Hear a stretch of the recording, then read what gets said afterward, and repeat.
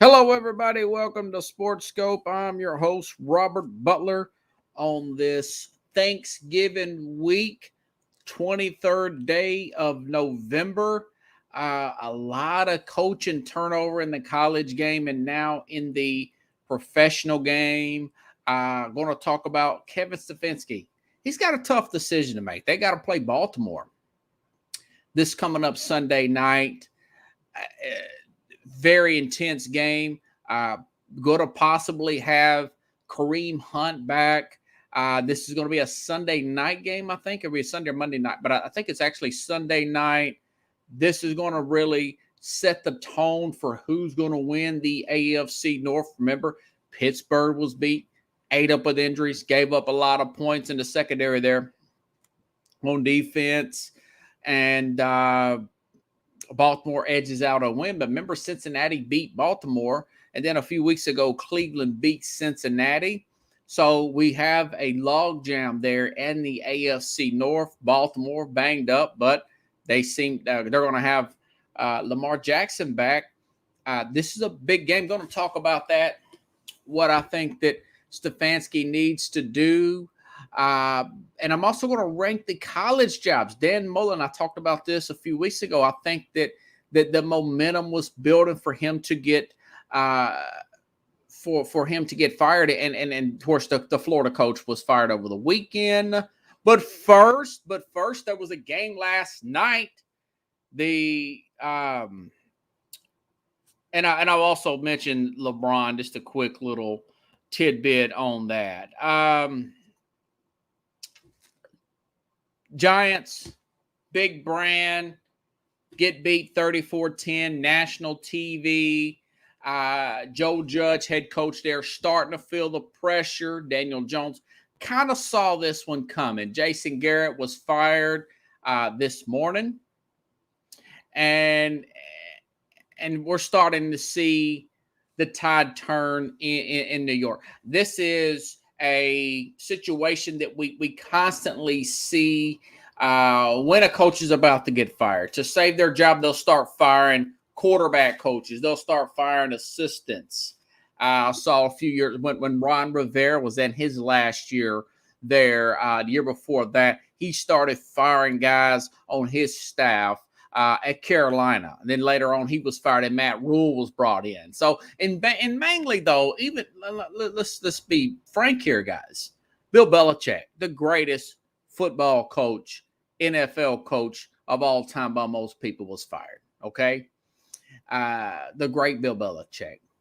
All coaches get fired. I want to say maybe even potentially Nick Saban at one time, maybe in some of his other jobs.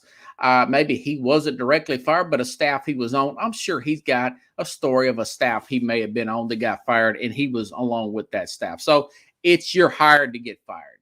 It's a very highly compensated, intense job in major college football and particularly the NFL. Now, this is a growing sport. I was just now listened to the other day. I want to say Colin Cowherd.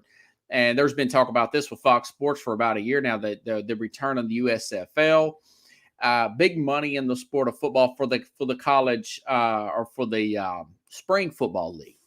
So Jason Garrett, why was he fired? Well, the Giants were 25th in points average per game. They were 22nd in yards per game. Joe Judge, again, like I said earlier, desperate. This team is 3-7. They're last place in the NFC East. I'm watching Dave Gettleman trend. Watching pictures of Dave Gettleman when talked about the articles, whether it be ESPN or anywhere else. It'll have a picture of the general manager, Dave Gettleman, and then it starts talking about Jason Garrett. So if I'm a Giants fan at this point, Dave Gettleman, again, made a series of mistakes, starting with extending Odell Beckham and then trading Odell Beckham, the diva receiver. A lot of people don't like to talk about. You're big Dave Gettleman supporters, the Jack from the Mac and Jack show, a big Dave Gettleman guy. He never likes to recognize the fact that Dave Gettleman extended Odell Beckham, then traded him. It seemed like he was making it up as he was going along. Dave Gettleman and the Dave Gettleman guys and the Saquon Barkley crowd,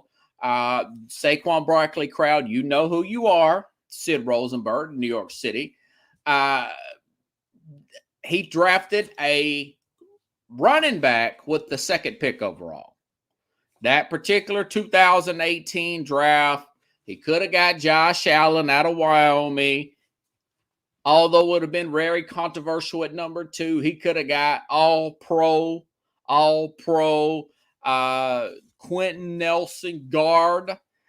He could have got Denzel Ward, an elite cornerback.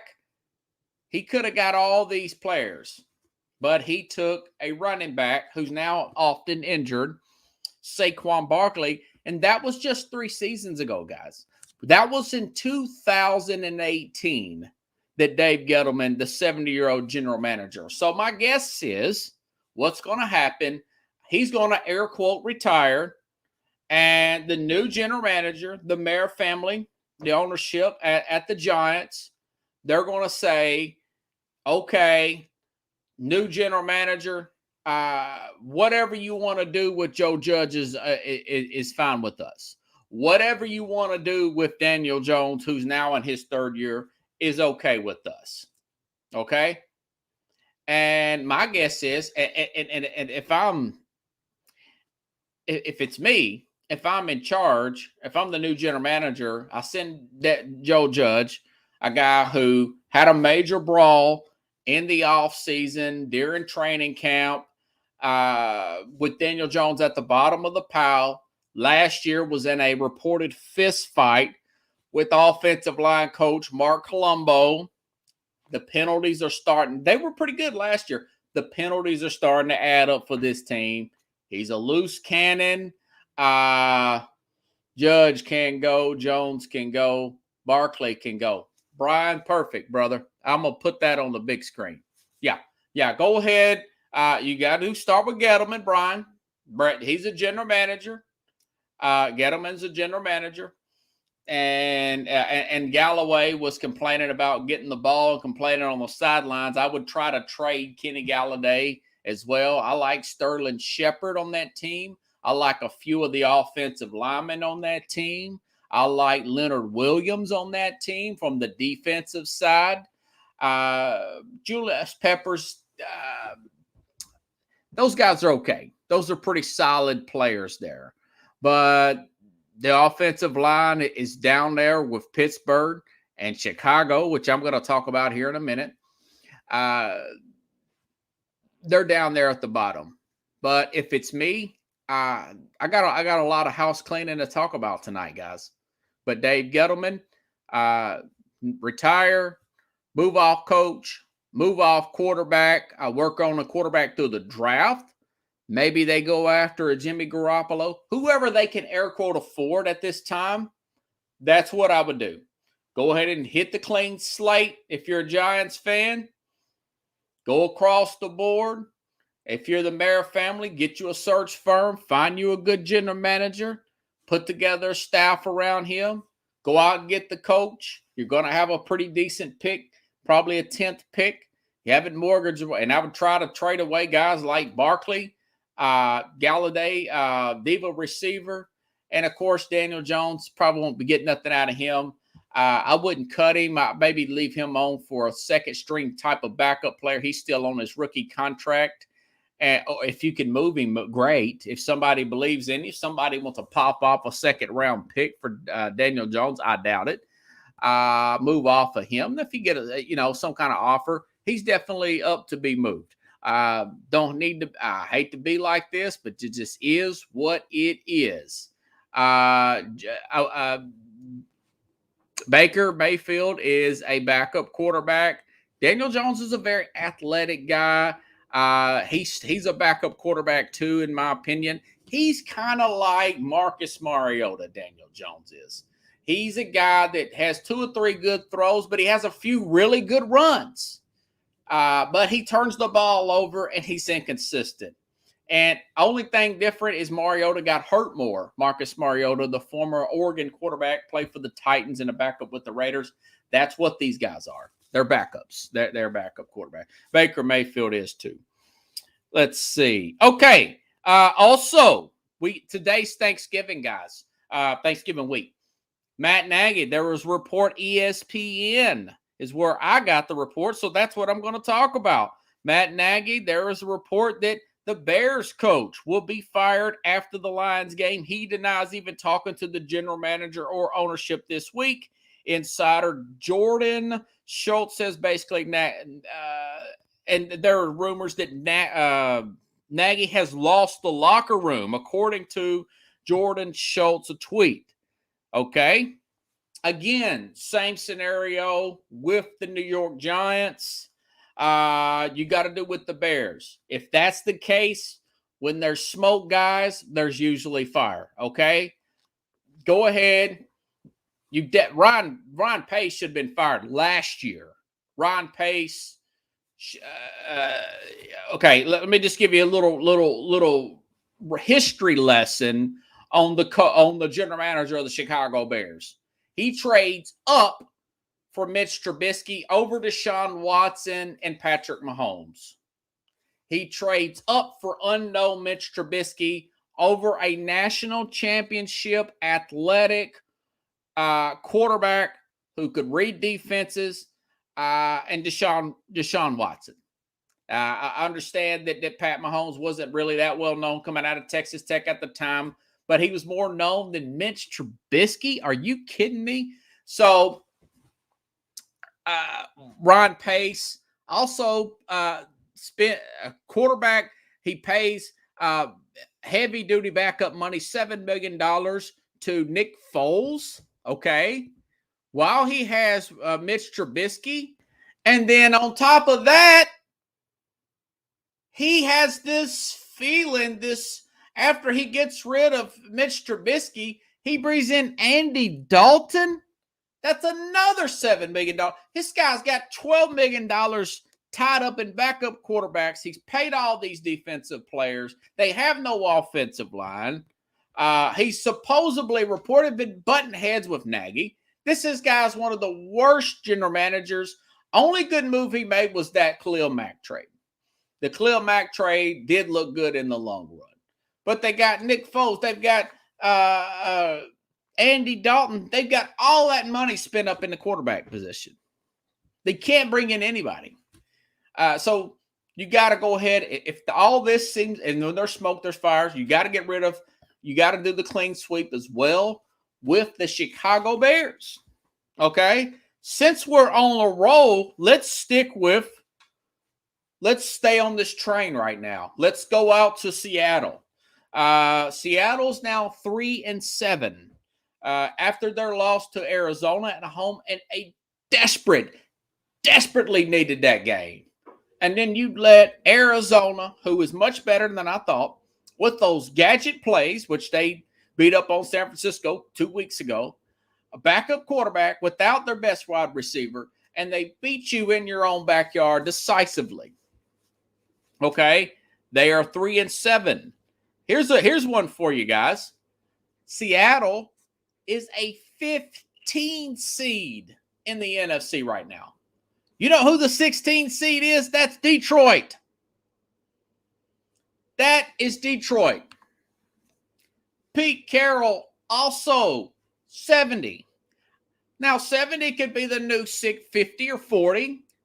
If you're coaching like Nick Saban, he's 69. Bill Belichick, 69. But everything's dated out there. You gave away 2 first-round. You say this out loud. He gave away 2 first-round picks and a starting safety. And a starting safety, by the way.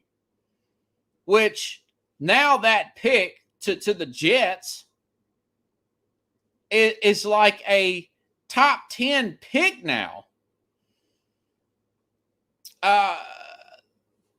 They are all that is gone for Jamal Adams, a guy who plays safety that you're trying to use him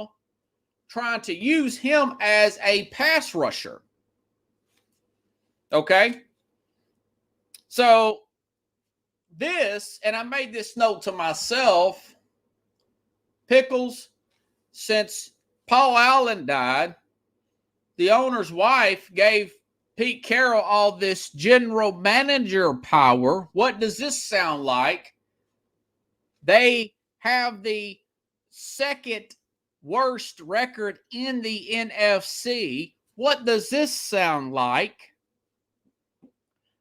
They have a very high pick that's going to another team. Doesn't this sound like the Houston Texans last year, Pickles? Doesn't this sound like what I said that would happen to Bill O'Brien and the Houston Texans once they made him general manager and head coach? The year later, after I said that on this program, they go down the drain, and he was fired mid-season, and Miami had their top 3 pick, and their top quarterback wanted out. Well, in the offseason, Russell Wilson, who is one of the highest cap hits in the entire league, wanted out. So what do? Maybe look at John Snyder, the general manager there, and say, clean house? Or do you just do the clean sweep here? I say go ahead and start fresh, okay?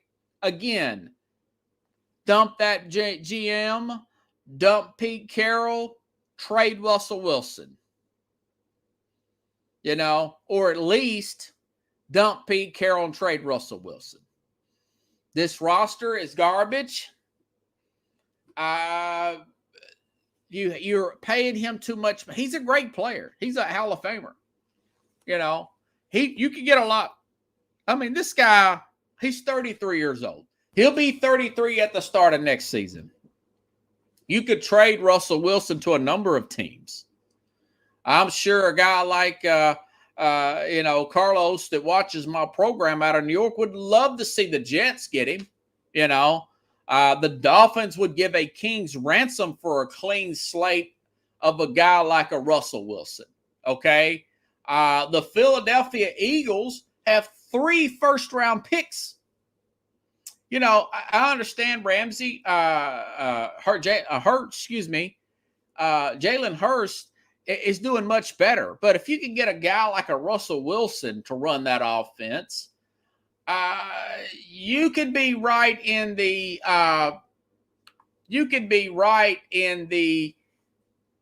Super Bowl hunt. Now, and Pickle says, yeah, the Saints would be a Super Bowl contender. The Saints with Mickey Loomis and their ability to, Wisconsin. Yeah, the Saints would be a good fit. Brian says he's a Badger. Well, their quarterback wants to go other places. Would Russell Wilson come back to Wisconsin? Yeah, probably. People say, what about his wife? Green Bay is like Nike. They are like Apple. That green symbol is like Microsoft symbol. That green symbol, like the Pittsburgh Steelers, like the Dallas Cowboys, that green G that stands for Green Bay is an iconic American symbol. Look at all the commercials that Aaron Rodgers has. Would you go after him? Yeah, absolutely. They would go after him. Yeah, and Brian brings up Jonathan Taylor. Yeah, Wisconsin has a lot of good players there. I thought Russell Wilson coming out of Wisconsin that the running game was too good. He was more of a product of a huge offensive line, one of the best running games in the country, and that turned out to be true. So, would the Packers go after Wilson? That would be interesting. But all I'm saying is, Seattle, do a clean slate here. Move off Wilson, move off head coach, build your roster back up, and start over from fresh, because you can get a lot for Russell Wilson. He's a great character guy. Still got a few good years left in him.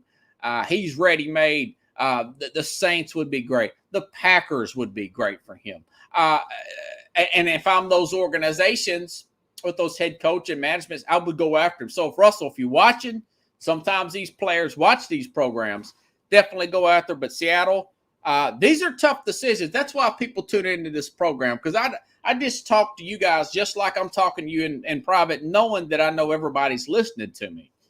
So, again, if you are the Giants, clean slate, okay?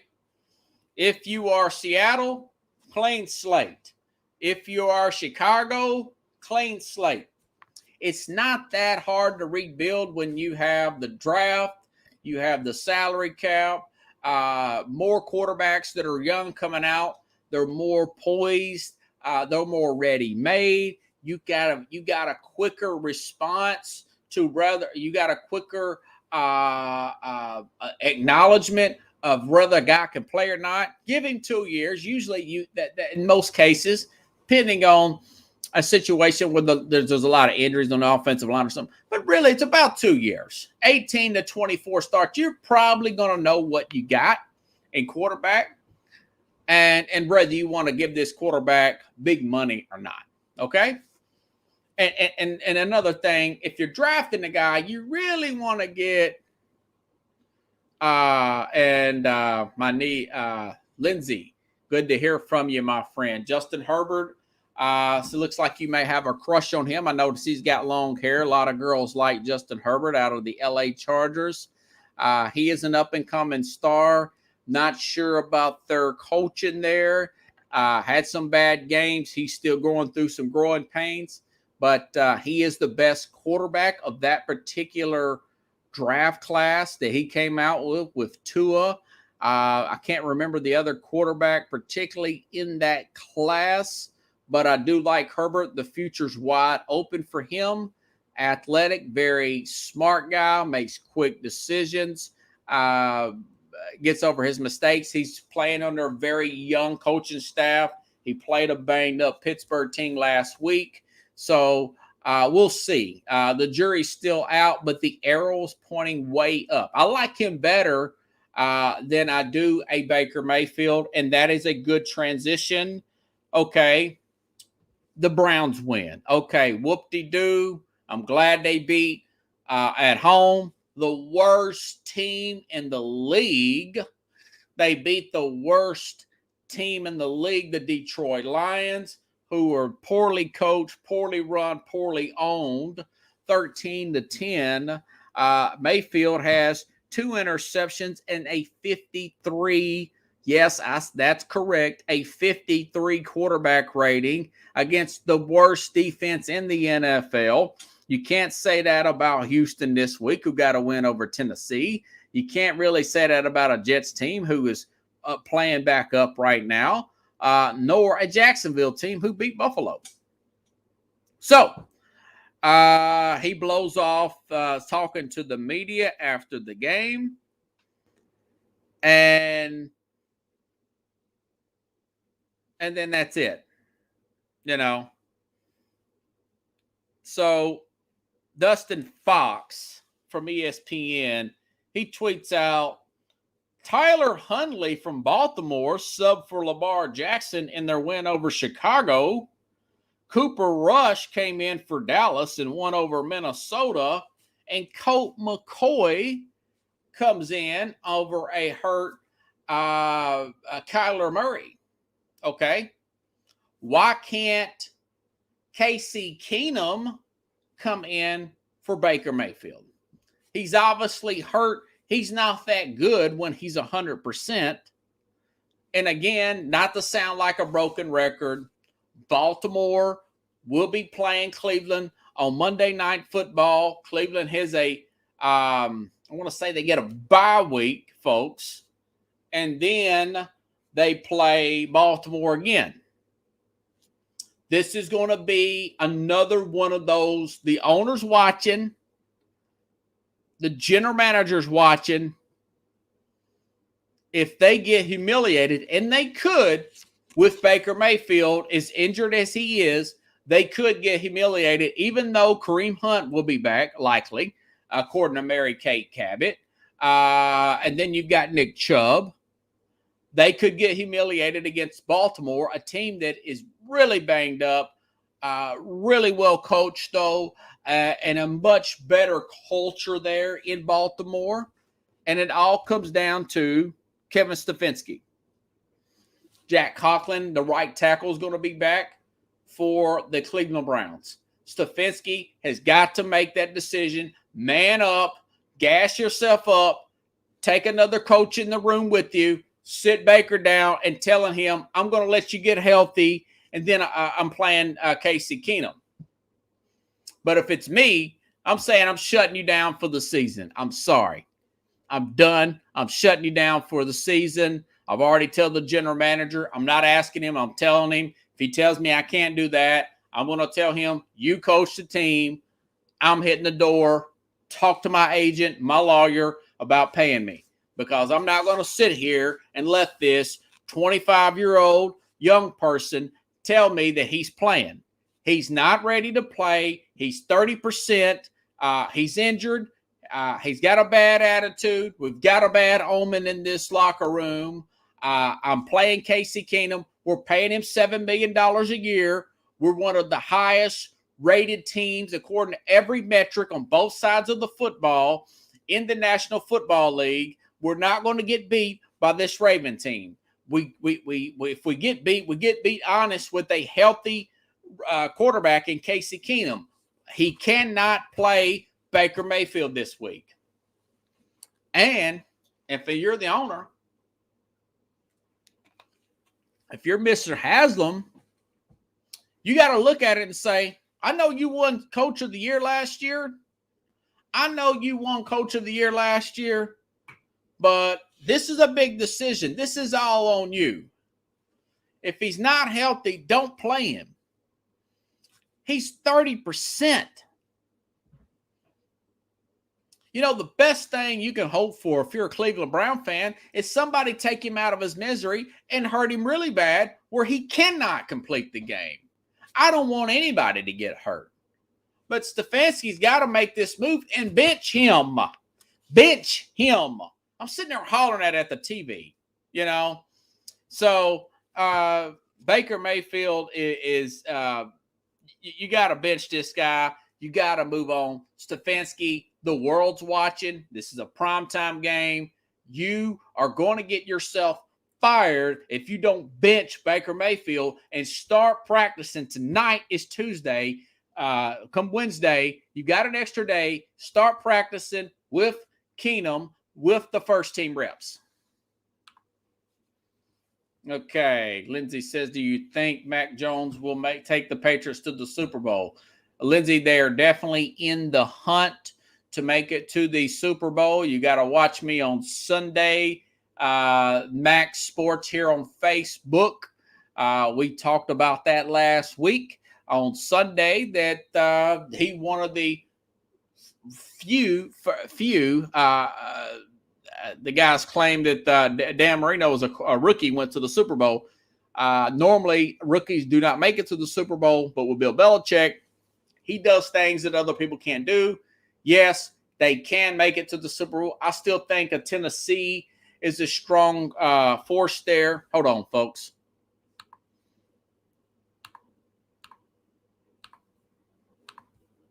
I still think a Tennessee and a possible Buffalo could be the stronger two teams in the AFC. If Tennessee can get back, and they very well may get back A.J. Brown this week, I think the Titans can beat the Patriots come Sunday.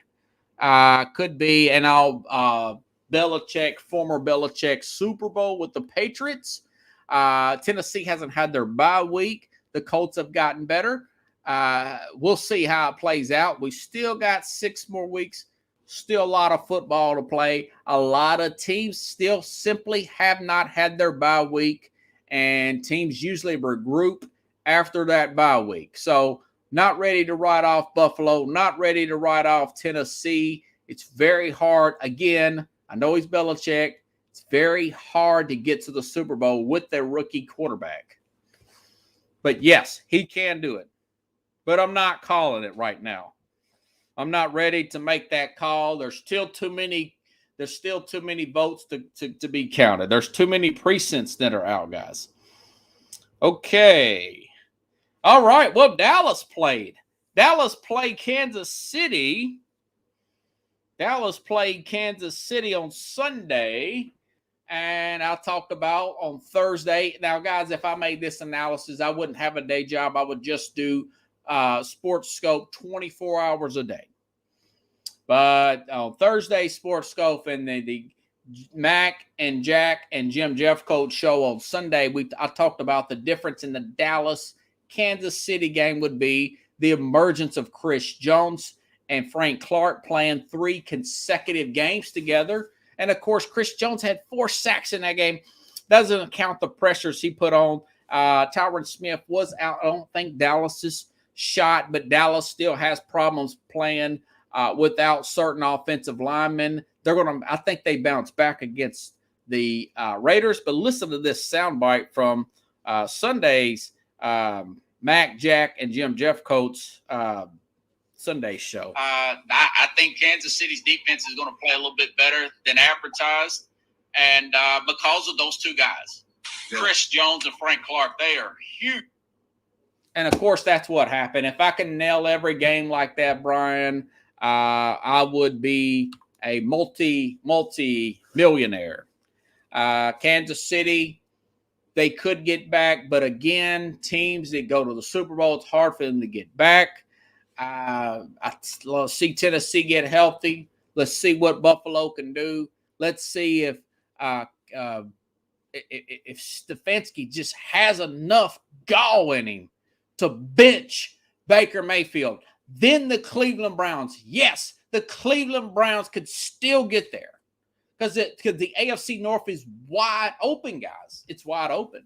Okay. But I do not think it's the end of the world for Dallas. I do not think they're frauds. I just think that Kansas City was better that day. I'm not ready to put Kansas City in the Super Bowl. They still need to get another receiver. They need that. They need to develop that third weapon that's not a running back. He's still leaning on Tyreek Hill and Travis Kelce. They got Clyde Edwards-Helaire back. I do like the fact that he's targeting Darrell Williams, but he needs that slot, and he just can't quite get that going with Josh Gordon. And that's a work in progress for this Kansas City football team, folks. Okay, talk about the Bills. I just brought up the Bills.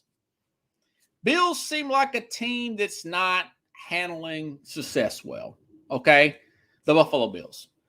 They seem to have lost their way. They're a little bit of an overrated team. They blew out Kansas City, a banged-up Kansas City team.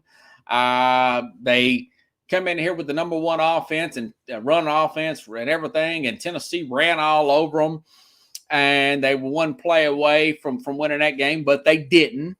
Other than that, the Buffalo Bills have lost to Jacksonville. They've got blown out at home to the Colts. They've blown out a banged-up, quarterbackless. They beat up on bad teams, a quarterbackless Miami team. They shut them out. They beat up on a Houston Texan team. I want to say they beat up on Miami again. And now they've got to play the Patriots in 2 games. But it just seems like that they're a team that they're feeling themselves.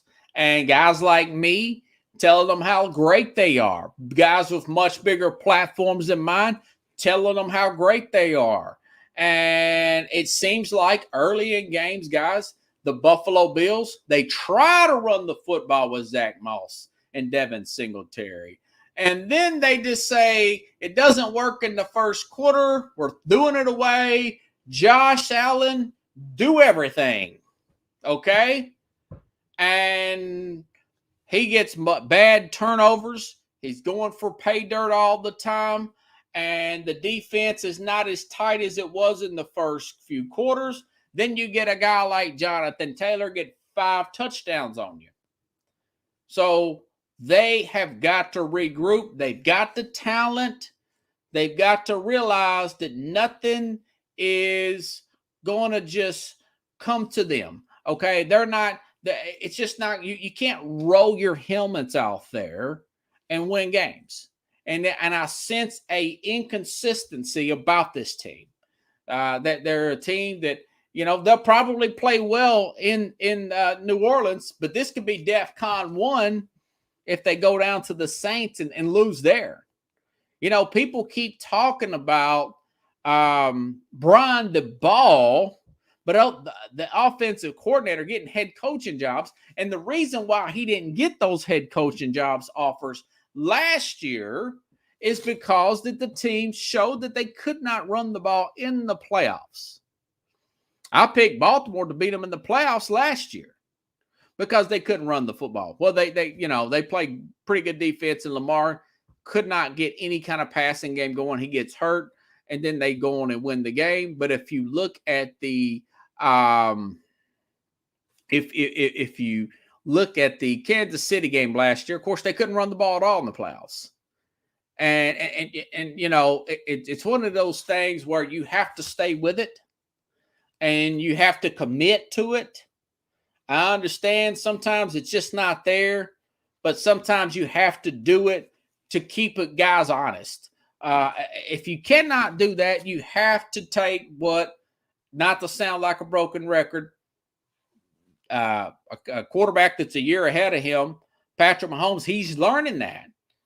And if I'm the head coach, I'm telling him, Sean McDermott, I said, listen, Josh, 1,000, 1,000, make a decision. You either check it down or throw it deep, but don't sit there and run around for that big play. They need to scheme up more screen passes, more delayed handoffs, more shovel passes. When you have a monster-sized player like a Josh Allen with the Bills, maybe do some read option. They've got to make the defense respect their running game. They've got to respect that side of the game. I said this last year about Arizona. I said Arizona has to find a way to run the ball somewhat better.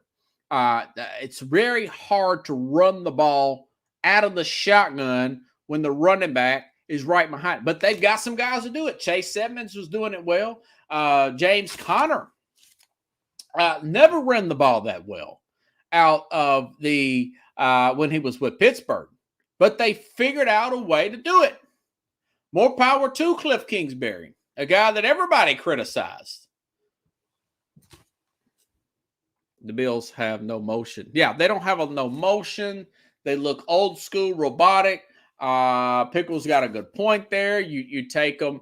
You want to maybe use some of the stuff that maybe Sean McVay uses. Maybe NFL. Everybody, it's a copycat league, guys. You copy Mike Shanahan, Cal Shanahan. They're starting to get healthy again. Keep an eye out for the 49ers. Keep an eye out for the 49ers. But I like the way that they have their imbalanced offensive line. They've had a good blocker there in George Kittle and Cusack. I think that fullback's name. Cusack, I was still a little bit of there. I don't think it's too late to put that sort of thing in the playbook, even in towards the end of the season. These next 2 games are going to decide the fate of the Buffalo Bills. They still got 2 more games against the New England Patriots. Lindsay says Titans have a stronger running game than passing game. They do have wide out weapons, but you have to have a strong running game to win. Should they use up more than they did this week? Yes. Yeah, and Peterson was cut. By the way, Pickles says that. I predicted that on his program. He's 36 years old. Little to no burst left in Adrian Peterson. I like Foreman, and it looks like Jeremy McNichols may be back as well. Got some guys coming back. If they can get these guys coming back from concussion protocol, possibly get A.J. Brown. He's got a chest issue. Maybe it's some kind of contusion. We'll find out. If Brown plays, I think Tennessee has a chance against the New England Patriots. Okay. All righty then. So we've got all this. I talked about the Baker Mayfield. We went on with the issues with Buffalo. We talked about Dallas. I don't think Dallas is dead. I still think they're still in control there. Kansas City is getting better. They still have to figure out their passing game, but they're where they need to be from a defensive perspective. Steve Spagnuolo doing a good job. Okay, Dan Mullen was fired. Dan Mullen was fired now. Said I predicted that. You can kind of see it going downhill this season. You're measured against your biggest rival. That was Georgia. Georgia beat them pretty decisively. They lost to Missouri. South Carolina, the team basically quit on Dan Mullen, had recruiting problems down there. So now he asks, what's the biggest job? We've got USC open, Southern Cal, USC, Florida, LSU. Biggest names consecutively in 1 year for me. This is the most in 1 year of big job openings, okay? These big job openings got Mel Tucker an extension there. Michigan's way better. I was way off on that. I think probably Ohio State will run roughshod on Michigan. We'll see. It is in Michigan. Ohio State is not that good on the road, but they destroyed Michigan State. Mel Tucker got a $93 million extension. I want to say it's like a 10, 12-year extension from James Franklin. So he's not going anywhere. He's set for life. He had the big job. So what are the best jobs? The top job that's opening out of all the openings is LSU, in my opinion. Okay?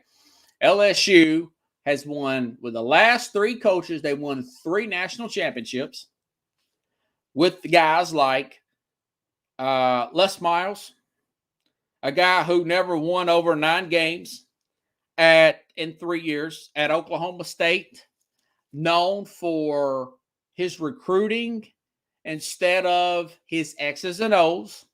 He'll do a good fake punt every now and then, do a fake field goal every now and then. He's good. He was good at that. But he didn't want to adapt his coaching style with the changing of the game. Did not want to do a lot of spread. Instead of like a Saban, he did that. Saban involved his offense, and now they're scoring more points. They're getting more mobile quarterbacks. He didn't want to do that, so they fired him. They bring in a former defensive line coach. Coached very little at a defensive coordinator. He was already a failed head coach, and that's Ed Orgeron. He wins a national championship. 2 non-X's and O guys. Just recruit strong guys. Win a national championship at LSU. LSU, they're dedicated with the money. They've got the facilities. They've got the location. They are a big-time program. It's the number 1 job available in the country right now, in my humble opinion. Again, not to sound like a broken record, Chris Peterson, Bob Stoops, those guys would be first on my list, particularly Chris Peterson, because I know in the back of his head, the former Washington, the former Boise State coach, he is a great member. He took Washington, which is now open, by the way, to the playoffs. This guy is an excellent X's and O coach. I think this program will recruit itself for the most part, kind of like Ohio State. So LSU, number 1 job in the country. A lot of you think I'm going to say USC, the big brand, the California brand, the big national brand, to be the number 2 job. No, it's Florida. Florida, Gainesville, Florida, SEC money, a lot of commitment to football there. The recruiting fertile base there. 150 miles. You get as many players as you want.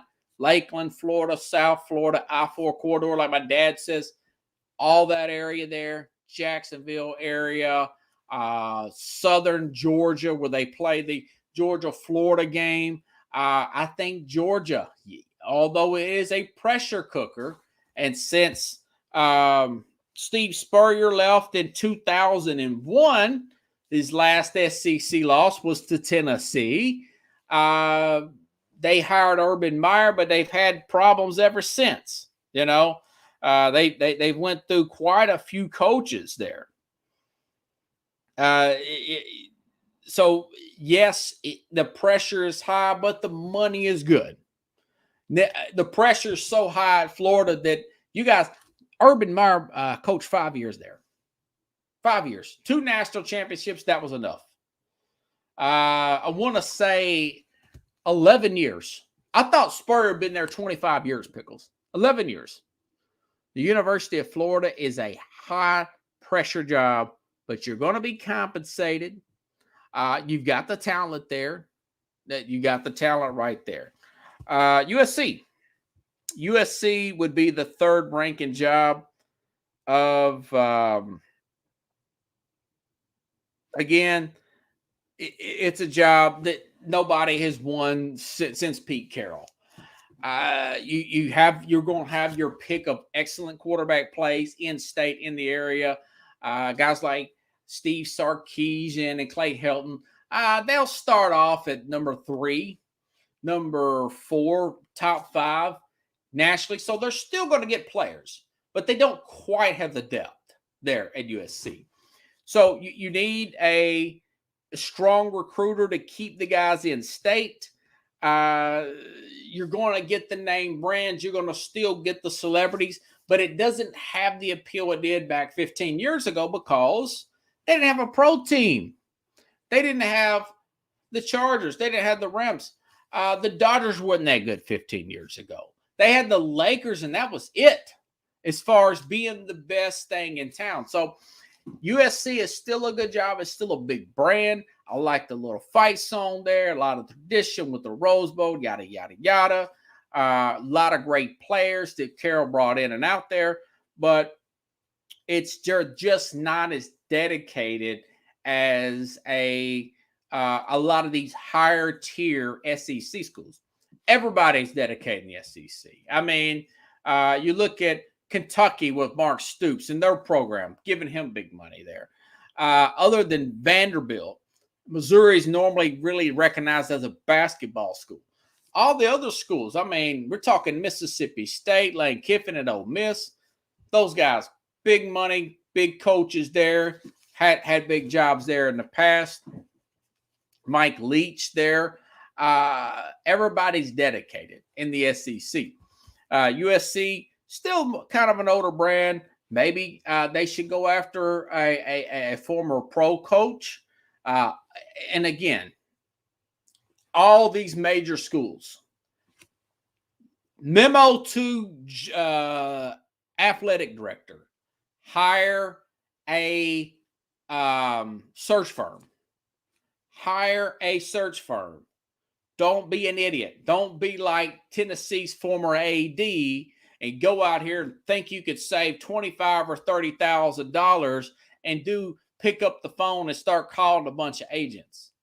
How come you hire the search firm, you get everybody, you ask everybody, college, professional coordinators, assistants at the professional level. You find out if they're available, retired coaches that probably should come back. Maybe just want to take a breather. How do you think Jacksonville? They got Urban Meyer to come back. Bob Stoops wants to get back into it. Chris Peterson wants to get back into it. Okay? So do that.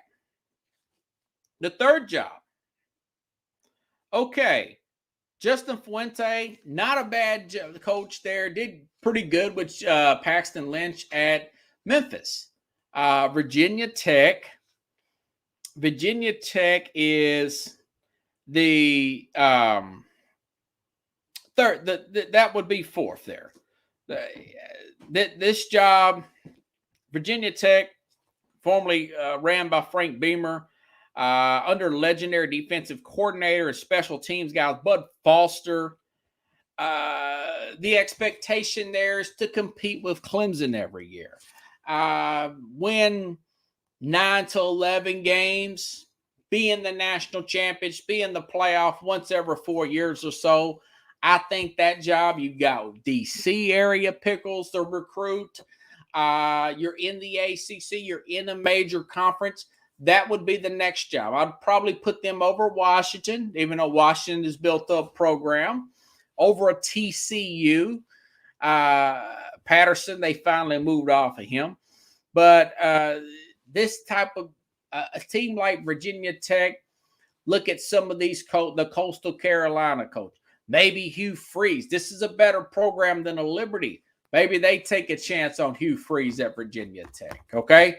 But it would be number 4 after USC. So these are big jobs, really big jobs. And that would be the number 4 one there. And I did screenshot, folks, the other jobs that were available. Again, like I said, Washington, TCU, possible Miami. Ole Miss, Lane Kiffin said he would go to Miami if it were come available.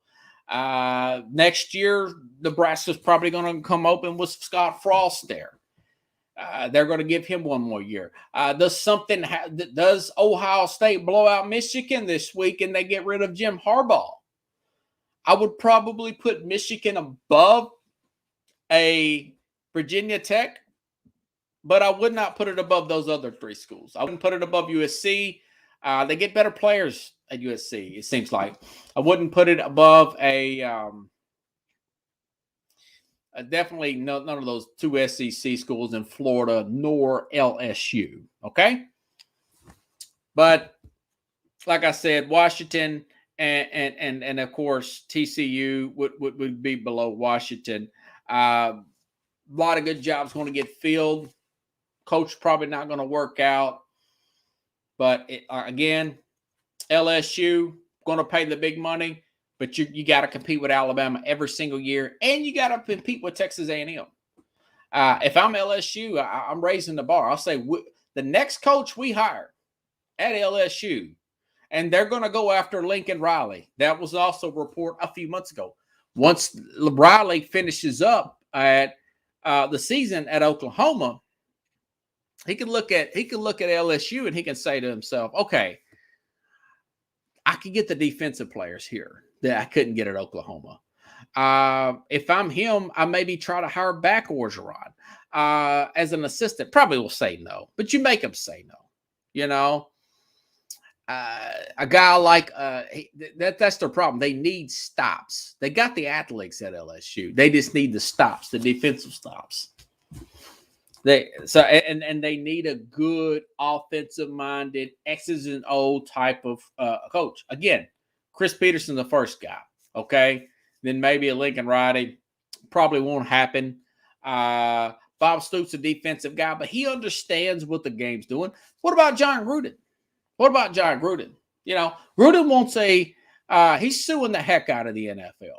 If I'm LSU, I ask Gruden, you know, do you think you can build coaches that can recruit?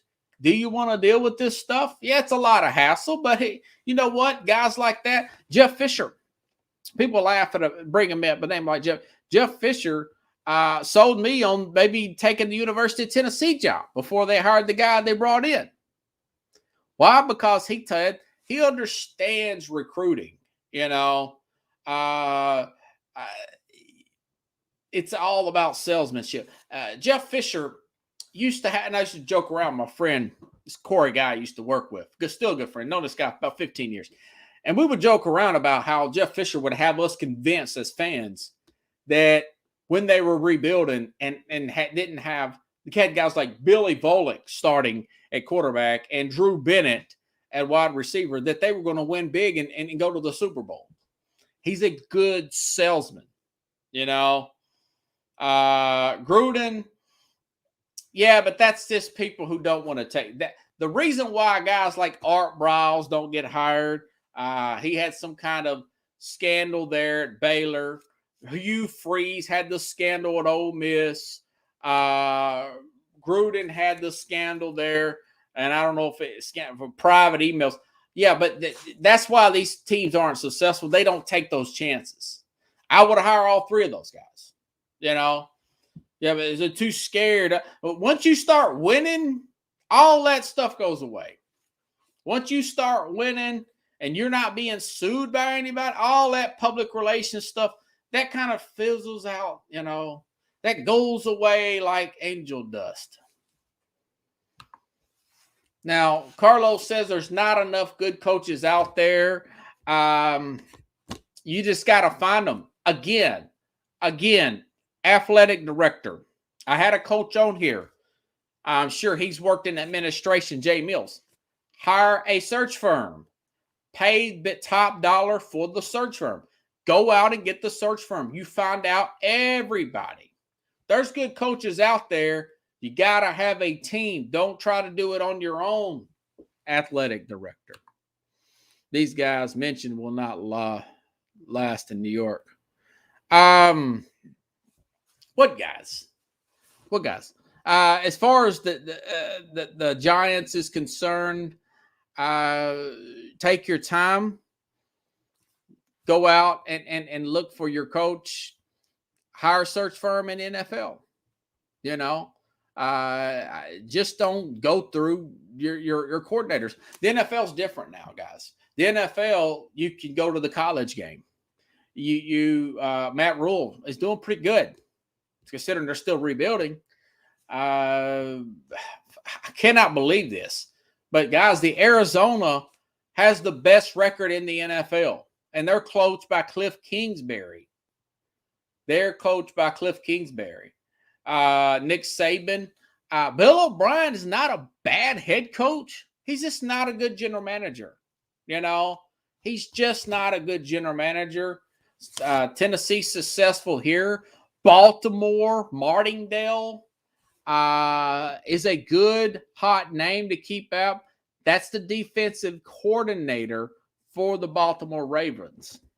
Keep an eye out for that name. There's good names out there, guys. But today's show, I just wanted to talk about what should be done. The Giants should move on for Dave Gettleman, Joe Judge, and Daniel Jones. Okay? Same thing with Seattle. Same thing with the Bears. Those are the themes. And again, Kevin Stefanski, we know you won Coach of the Year, but if you don't bench Baker Mayfield or this team gets humiliated on national TV, he could be in the hot seat. Robert, you're crazy. Kevin Stefanski could be on the hot seat. This is when the owner thinks this guy can't make personnel decisions. He's too afraid of confrontation. I'm going to have to move on from him. Food for thought. I think he does the right thing, but it's food for thought. Oh, yeah. And one more thing before I end today's program. LeBron James. You know, he looked like he did it on purpose. I saw the tape. I saw it about 5 or 6 times.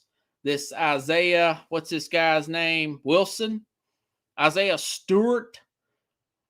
LeBron elbows him. Marcellus Wiley. Hold on, guys.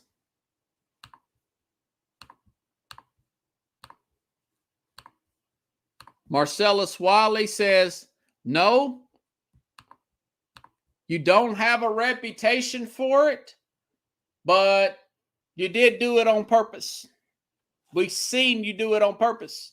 Sean Sharamia from The Athletic says that LeBron reached out to Stewart in the locker room to apologize.